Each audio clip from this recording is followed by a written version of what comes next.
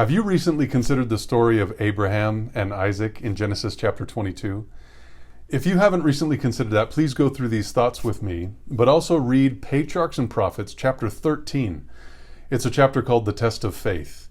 Read that because there's way more explanation there than what I'll cover in this moment. But this is right after a time where Abraham, he lost a little bit of faith in God's protection, and so he said that Sarah was his sister. And also Sarah was suggesting something about like not being able to fulfill the promise that God had in his mind with Abraham because she was old and he was old. And so she suggested Hagar, and Abraham fell for that, kind of like, a fish taking bait.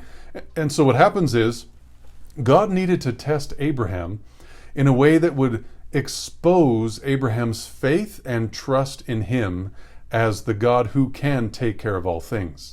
And so we'll get into the story just like that here. It says in Genesis 22 verse 1, "It came to pass after those things that I just mentioned about Sarah and Hagar, etc., God tempted Abraham again." Now the Bible says that God cannot be tempted with evil, but it's not God that's being tempted here. God is tempting Abraham, and guess what? It's not temptation of evil. It's a temptation to show your faith. It's actually a temptation in righteousness. And so God did tempt Abraham and said unto him in a vision, "Abraham," and he said, "Behold, here I am."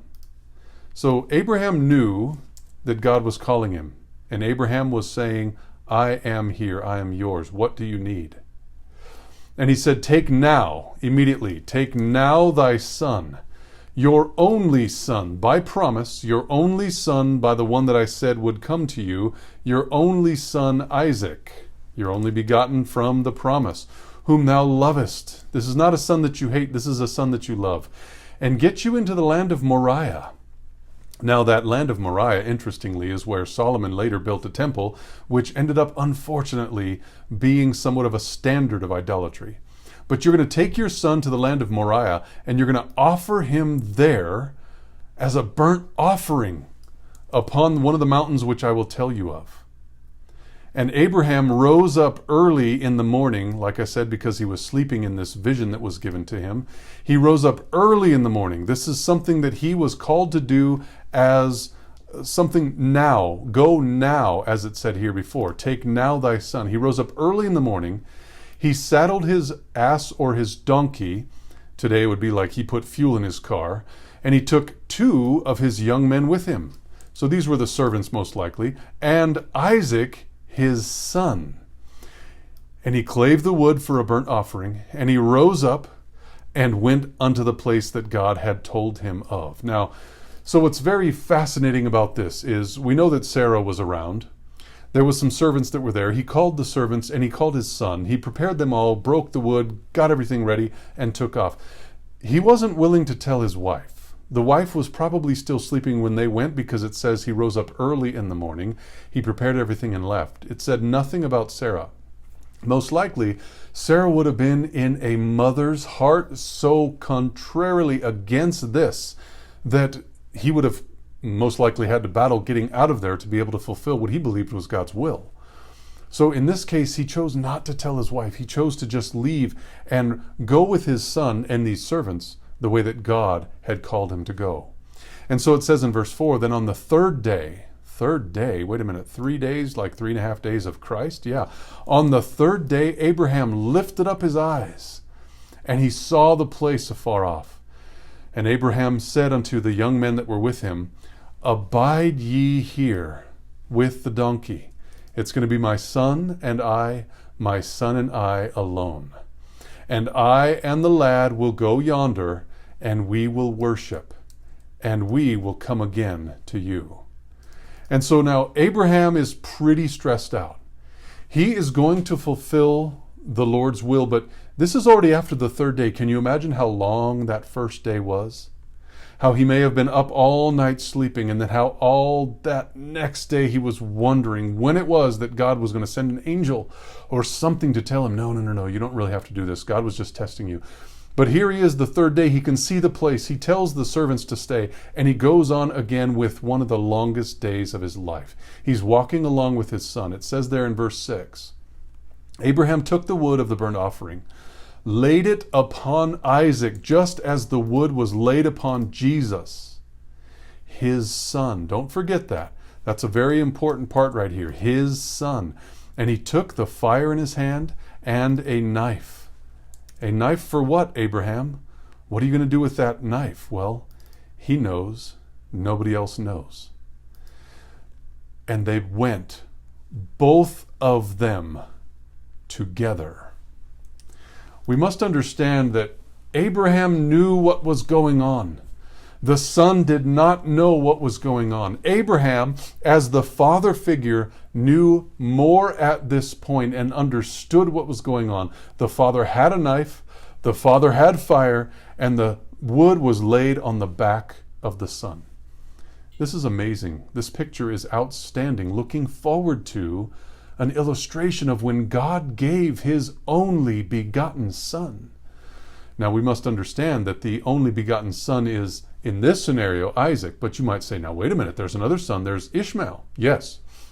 But remember, Satan was trying to confuse, or Satan was trying to obscure the fact that Isaac was the only begotten son of promise. And so he came up with this idea, whispered in the ear of Sarah. Sarah whispered into the ear of Abraham. Abraham and Hagar did their thing. And that's where Ishmael came from. But God had promised an only son through Sarah. It was the son of promise. And so what we can see in this scenario, it was the only begotten son, the one that God had planned, not the one that the enemy was trying to obscure the fact that God had called for an only begotten son.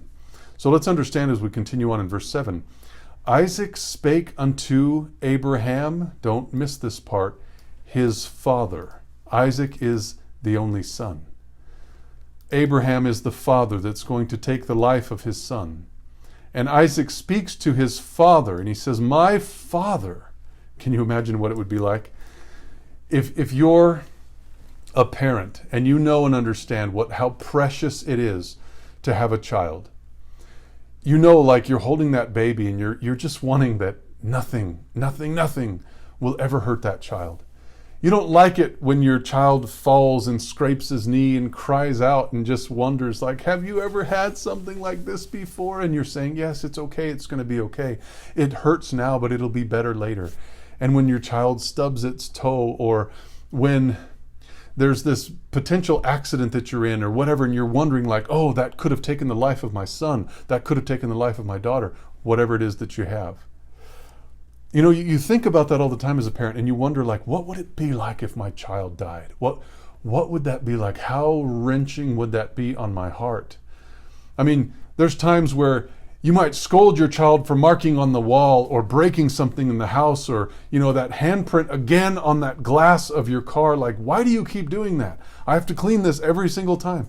But if your child passed away, oh man, that handprint on that wall, or that handprint on that glass, the mark on the wall, the sock in the corner, every single thing that your son or daughter left behind, you wouldn't ever want to lose. That would be like a treasure that you'd never want to get rid of. And here, you're thinking about this idea that your son is about to die, not by some random accident or not some illness, but by your own hand.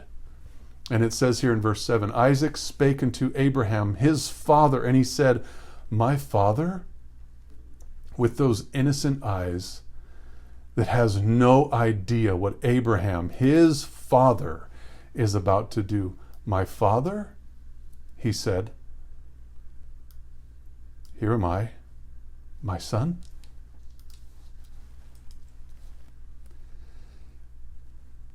And he said, behold, the fire and the wood, but where is the lamb for the burnt offering?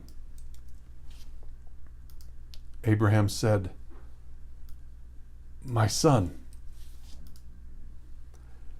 God will provide himself a lamb.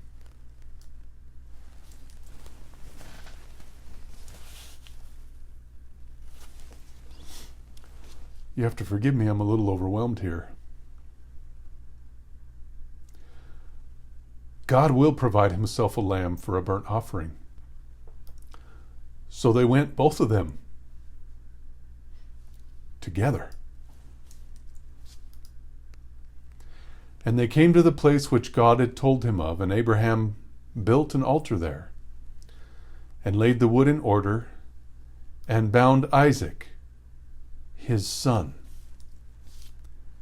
and laid him on the altar upon the wood. And Abraham stretched forth his hand, and took the knife to slay his son. And the angel of the Lord called out unto him out of heaven and said, Abraham, Abraham. And he said, for the third time now, here am I. A little bit shaken, I'm sure. And he said, lay not thine hand upon the lad, neither do thou anything unto him, for now I know that thou fearest God, seeing that thou hast not withheld, who? Thy son, thine only son, from me. And Abraham lifted up his eyes and looked, and behold, behind him, what was it? A ram. It was caught in a thicket by his horns. And so imagine for just a moment, you know that Abraham understood the story of God preparing a garment made from the skin of a lamb for Adam and Eve. And so he understood about the sacrifices. And what's going on here is this ram is caught by the horns, which is on his head, in a thicket. Now I can imagine that this illustrates Christ with thorns upon his head. He turns around and he sees in that ram the one that God would provide. He sees in that ram somebody caught by the head, caught by his horns, with this thicket surrounding the horns or the head. And Abraham went and took the ram and offered the ram up for a burnt offering in the place of who? In the place or stead of his son. For God so loved the world that he gave his only begotten Son, that whosoever believeth in him should not perish, but have everlasting life. And Abraham called the name of that place Jehovah Jireh. That is said, in the mount of the Lord it shall be seen. And the angel of the Lord called unto Abraham out of heaven the second time, and he said, by myself have I sworn, saith the Lord, and because thou hast done this thing,